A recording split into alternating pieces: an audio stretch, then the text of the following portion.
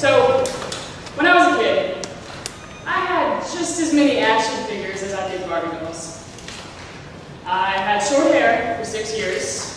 I loved baseball and football and getting dirty. And I got to play dodgeball with the other boys in elementary school instead of the girls because it was actually a challenge. I gave up gymnastics after all of one day and never wanted to take a dance class. I liked it. I was proud when people called me a tomboy. I was me, unapologetic. When I was 7, my mom started dating this firefighter guy who drove a big truck and had horses and didn't care for last much, in his own words. He thought I was disrespectful, hated my short hair, and thought little girls should be in beauty pageants and dance ballet, not get dirty, play baseball, and play with your action figures at the dinner table. I told my mom I hated him, that he made me cry, but she never knew then that I really hated him because he was raping me. He kept me silent by pressing his pocket knife against my throat, warning me that if I screamed, he would let his hands slip and shut my little dyke mouth up forever. In the morning, I would look in the mirror, patting down my cowlick, and thinking, it's because I'm not right. If only I liked dancing around and wearing pretty dresses and putting ribbons in my hair, he wouldn't have a reason to be doing that. But he didn't last forever. They broke up after several months, and my reasons to hate myself seemed to be gone. I got really good at softball, like really good. Kept my short hair until middle school, and remained loath to wear anything with flowers or the dress skirt variety. My mom, who was a former beauty queen herself, never had a problem with who I was. I'm sure she knew I was gay long before I did. Well, actually, she told me.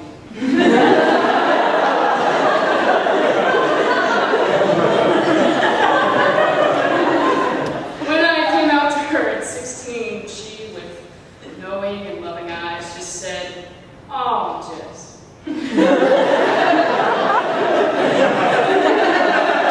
okay. I've known since you were about 4. Looking back on it, I did watch the E! True Hollywood Story for Ellen DeGeneres an awful lot of times.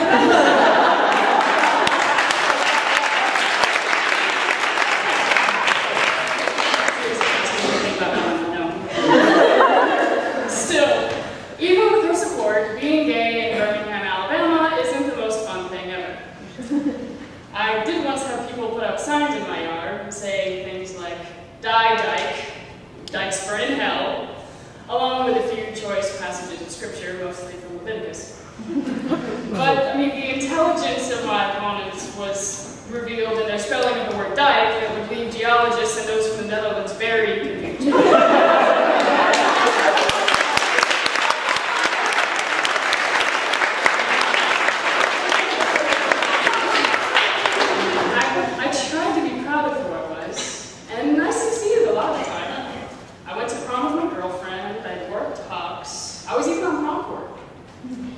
But that voice inside telling me I was sick, wrong, and deserved to be punished never really went away. I just got good at putting it into a corner most of the time. So I mentioned I'm really good at softball. When I was 17, I was on this travel team in another state. It was really cool. I got to fly down there for practices during the school year. I stayed there during the summer. It was great, and it was in another state, so I thought, hey, I'm not in the Bible Belt anymore. I can be totally out. It's great. So I was. I hung out with the team, met their friends, went to parties. Now, I wasn't really much of a party girl when I was in high school, so one night one of my teammates was having a party, and I decided to go to bed at like midnight. I was woken up by 3 of the guys I'd met just that night coming into the bedroom. At first I thought they were drunk and got lost on the way to the bathroom until I heard one of them say, "I wonder whether the dyke's awake or not." Before I had the time to be confused and pissed about that, my arms and legs were being pinned down. This time, I felt like I was trapped underneath them for days. Before each of the three were finished, showing this fucking dyke what it's like to be with a real guy.